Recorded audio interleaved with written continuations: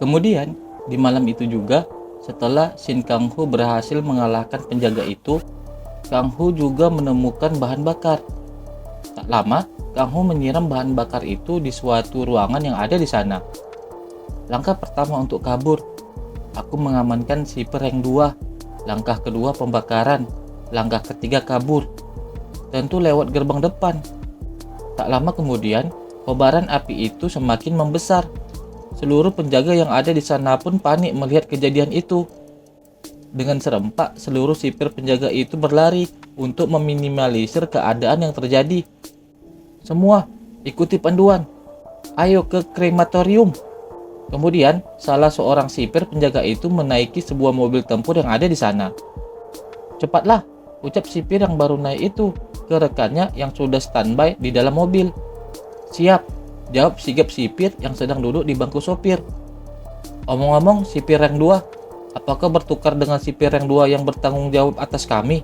Tanya sipir rank 3 yang sedang menyetir mobil itu. Ya, seseorang baru saja kabur dari bangunan 18, ucap Kang Ho memberitahu kedua sipir penjaga yang ada di mobil. Apa? Sahut sipir itu dengan kaget. Dia lari melewati pagar di barat laut bangunan itu. Tapi kenapa kita belum berangkat? Lanjut ucap Kang Ho sembari bertanya kembali. Maafkan aku akan langsung berangkat. Jalan menuju barat laut, pagar itu adalah Gunung Chungmyung. Pada pandangan pertama itu tampak seperti rute pelarian yang bagus karena gelap, tidak terjaga dan rumit. Tapi nyatanya itu penuh jebakan terpasang, menjadikannya rute yang paling berbahaya. Aku akan menggunakan informasi yang nyata diketahui sipir ini dan kabur. Kita mencoba menangkapnya dalam perjalanan untuk kabur. Tapi meski kita kehilangan dia akan menuju ke Gunung Chungmyung. Jadi kita hanya perlu membawa mayatnya kembali, ucap Kang Ho berakting untuk mengakali kedua sipir itu. Dimengerti Pak, sahut sipir yang sedang menyetir mobil. Mobil tempur itu pun terlihat akan melewati gerbang keluar. Penjaga gerbang itu seketika memberi isyarat untuk membuka gerbang yang dijaganya. Akhirnya, aku meninggalkan pagar bajigur ini, gumam Kang Ho sembari terlihat mobil tempur itu keluar tanpa ada kendala yang berarti. Kemudian, terlihat kembali mobil tempur itu sudah jauh dari tambak Eclipse. Kau pasti lelah dengan apa yang terjadi di bangunan 18 sipir, ucap sipir yang sedang mengendari mobil membuka kembali obrolan. Benar, membunuh mereka jauh lebih mudah. Para tahanan itu tidak akan menurut, ucap Kang Ho ke sipir yang sedang mengendari mobil itu. Itu benar Pak, para sampah itu pemburu di namanya saja, mereka cuma pecundang, iya kan? Sahut kembali sipir yang sedang menyetir ke Kang Ho. Dia menyebut tahanan sampah, gumam salah seorang sipir mencurigai Kang Ho.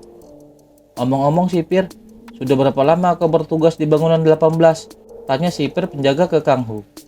Sejenak Kang Ho merasa penyamarannya akan ketahuan. Aku datang kemarin lusa, jawab Kang Ho dengan tenang. Maka kau pasti bekerja di unit 9, sahut sipir itu kembali. Itu benar, ucap Kang Ho membenarkan juga. Kalau begitu unit 9 yang sebenarnya tidak ada, pasti dibentuk kemarin lusa ya? Tanya kembali sipir itu semakin mencurigai Kang Ho. Tak lama terjadi keheningan di dalam mobil tempur itu. Itu benar, tidak ada alasan lain. Seketika Kang Ho menebas tempat duduk sipir yang bertanya tadi. Selain membersihkan sampah sepertimu, lanjut ucap Kang Ho sembari sudah menewaskan salah satu sipir penjaga di dalam mobil itu. Terlihat mobil itu pun berhenti mendadak, sehingga tubuh Kang Ho seakan terdorong ke depan dikarenakan tekanan yang terjadi akibat mobil itu mengerem secara tiba-tiba. Akibatnya, tubuh salah seorang yang sudah dibantai Kang Ho itu membentur kaca mobil, sampai-sampai tubuh yang tidak bernyawa itu pun terlempar keluar dari mobil tempur itu. Dasar bajigur, ucap dengan kesalnya sipir yang membawa mobil itu ke Kang Ho dengan mengeluarkan skillnya akan menyerang Kang Ho. Serangan dari sipir penjaga itu pun berhasil dihindari Kang Ho, sehingga efeknya hanya mengenai dinding bodi mobil tempur itu. Lalu dengan cepat Kang Ho melompat keluar. Beraninya kau menipu kami, ucap kembali sipir penjaga itu sembari mengeluarkan skillnya lagi yang lebih kuat untuk menyerang Kang Ho kembali. Saking kuatnya, tembakan energi dari skill sipir penjara itu pun melesat sangat tinggi. dan melubangi atap mobil tempur itu dengan cukup lebar. Dia bukanlah sampah. Ucap sipir penjaga itu, dan setelahnya dia melihat sesuatu di luar. Ternyata yang dilihat sipir penjaga itu adalah Kang Hu yang selamat dari serangan dahsyat yang dilepaskan sipir penjaga tadi. Kemudian, dengan sangat cepat, Kang Hu terlihat telah menghilang dari posisinya. Tiba-tiba, Kang Hu telah menusuk mobil tempur itu sampai tembus ke dalam. Dan akhirnya serangan Kang Hu itu berhasil mengenai sipir penjaga dengan sangat fatal. Saking kuatnya tusukan Kang Hu sampai menembus juga kaca jendela mobil tempur itu. Sipir itu pun hanya diam dengan mata yang melotot sembari bergetar tubuhnya. Lalu Kang Hu mencabut pedangnya dari tubuh sipir penjaga itu sehingga muncratan cairan merah pun terciprat dengan sangat deras. Dan setelahnya Kang Hu membuang tubuh sipir penjaga itu keluar dari mobil itu. Tiba-tiba Kang Hu terlihat kesakitan di bagian kepalanya. Sial. Apa aku terlalu banyak memakai mana? Ucap Kang Hu sembari masih memegangi kepalanya karena sakit. Kemudian Kang Hu melihat sesuatu di sana. Ternyata Kang Hu melihat ada sebuah mobil patroli yang menghampiri mobil di mana dia berada. Sial, mereka sedang patroli. Aku tidak menduga ini akan jadi rintangan terakhir. Kemudian Kang Hu keluar dari mobilnya dan melompat terjun ke tebing di dekat mobil tempur itu. Dengan sangat cepat, Kang Hu terus menuruni tebing yang curam itu. Dan akhirnya Kang Hu berhasil mendarat dengan sempurna menuruni tebing yang sangat curam itu. Menakjubkan, tak bisa kupercaya kau berhasil membunuh 2 sipir dan kabur. Ucap seseorang sehingga membuat Kang Hu sangat kaget setelah menyadarinya. Orang itu ternyata sudah berada di dekat Kang Hu. Dasar sampah rendahan, ucap orang itu ke Kang Hu dengan percaya dirinya. Tanda merah di atas kepalanya. Hunter ini punya kontrak dengan seorang konstelasi. Aku penasaran apa kekuatannya, pikir Kang Hu setelahnya menyadari ternyata Hunter itu juga didukung oleh konstelasi. Kemudian diperlihatkan jendela sistem Hunter yang menghadang Kang Hu. Skillful Connector, konstelasi yang cenderung netral, konstelasi dengan kemampuan melacak mana.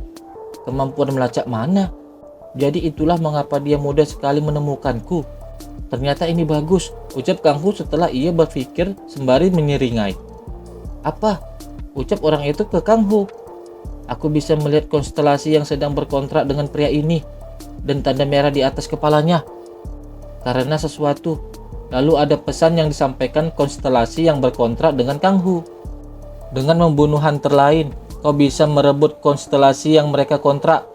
Terlihat Kang Hu terus memperhatikan hunter itu dan melihat notifikasi jendela sistem yang muncul. Anda bisa merebut target ini. Bagus, ini adalah kesempatan untuk menggunakan konstelasi loot untuk pertama kalinya. Tapi, jika dia membuat kontrak dengan konstelasi, dia mungkin setidaknya level 100. Aku harus menghindari pertarungan head to head. Jadi, aku akan menariknya dan menyerang sebagai gantinya. Pikir Kang Hu memikirkan rencana untuk menghadapi hunter itu. Dia benar-benar sampah kelas bawah, ucap hunter itu meremehkan Kang Hu. Lalu terlihat Kang Hu melompat ke arah sebuah pohon. Yah, cobalah yang terbaik untuk bersembunyi, ucap hunter itu sembari melihat arah Kang Hu bersembunyi.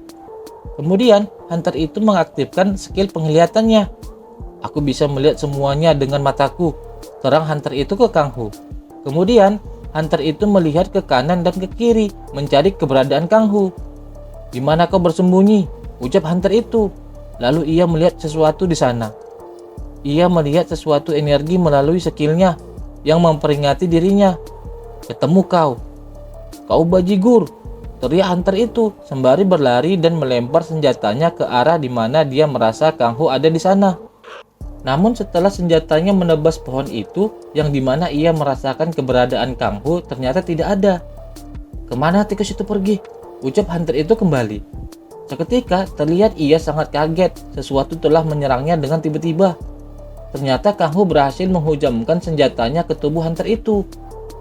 Untuk berpikir bahwa seseorang pengedar barang haram membuang senjatanya begitu saja, itu adalah kesalahan kau karena memandang rendah pada lawanmu, jelas Kang Hu. Dan kemudian ia mencabut senjatanya dari tubuh hunter itu. Tubuh hunter itu pun ambruk di depan Kang Hu. Kemudian notifikasi sistem muncul. Anda telah membunuh target dan merebut kontraknya dengan penghubung yang terampil. Penghubung yang terampil berada di bawah kendali pembegal dimensi dan tidak dapat melarikan diri di luar kemampuan atau pemutus kontrak. Semua kemampuan konektor yang terampil telah ditransfer kepada Anda. Lalu, Kang Ho melihat jendela sistem dirinya, dan ia melihat detail pilihan skill yang didapat. Lalu ia melihat skill hunter itu sudah berpindah ke sistem miliknya. Bagus, aku telah berhasil. Kang Ho pun mulai mencoba skill yang didapatnya, sehingga tidak ada lagi pengejar di dekatnya. Lanjut pikir Kang Ho setelah mengecek area di sekitarnya melihat apakah ada orang lain yang mengejar. Tiba-tiba Kang Ho merasa sakit yang luar biasa. Seketika Kang Ho terlihat berlutut dengan tubuh yang gemetar. Tak lama Kang Ho pun memuntahkan banyak cairan merah di sana. Sialan, apakah aku terlalu memaksakan diri untuk menyembunyikan jejakku darinya? Aku menekan hipersensitivitas manaku bersembunyi. Lalu terlihat Kang Ho memegang sebuah batu di tangannya dan menuangkan semua manaku ke dalam batu. Karena jika aku membiarkannya begitu saja, aku akan menyedot semua mana di sekitarnya secara eksplosif. Jadi aku harus segera menekan kondisi hipersensitivitas manaku dan membuang begitu saja. Setelahnya, batu itu pun yang sudah berisi seluruh mana Kang Ho tersangkut di sebuah pohon. Berkat itu aku berhasil memikatnya dan berhasil mengalahkannya. Tetapi untuk mendekatinya, aku harus menggunakan lompatan jarak pendek yang membuat tubuhku berada dalam kondisi seperti ini. Jika aku memaksakan diri lagi, aku akan langsung mati di sini. Aku harus pergi ke tempat yang aman untuk saat ini. Ada di sini truk yang mengangkut pasir untuk menurunkan batu mana. Kemudian Kang Ho pun melompat dari tempatnya berdiri. Dengan perhitungan yang tepat, Kang Ho melompat dengan sempurna sehingga Kang Ho mendarat dengan tepat di sebuah truk yang membawa timbunan pasir. Kang Ho pun mulai beristirahat. Aku membunuh 3 penjaga dalam proses melarikan diri.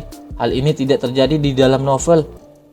Aku harus memastikan bahwa masa depan tidak berubah lagi selagi aku masih menjadi lebih kuat, sehingga aku dapat menggunakan apa yang aku ketahui.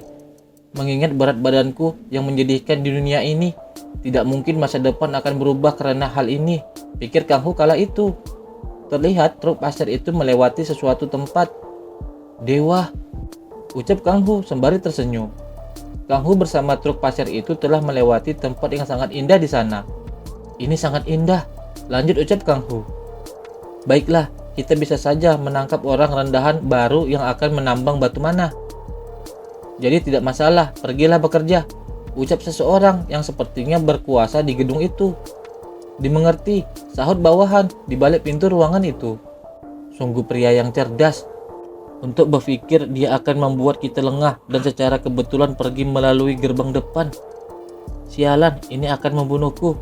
Karena penggunaan mana yang berlebihan, stamina aku tidak mudah pulih. Gumam Kang Ho sembari akan menghubungi seseorang melalui telepon umum. Jadi, kelas assassin level 10 yang tepat tinggalnya bahkan tidak dapat ditemukan, membunuh level 45 dan level 55 dengan konstelasi. Halo, ini aku Kang Ho. Sapa Kang Ho melalui telepon itu. Kang Ho apa? Jawab orang yang ditelepon. Aku di depan stasiun Daejeon.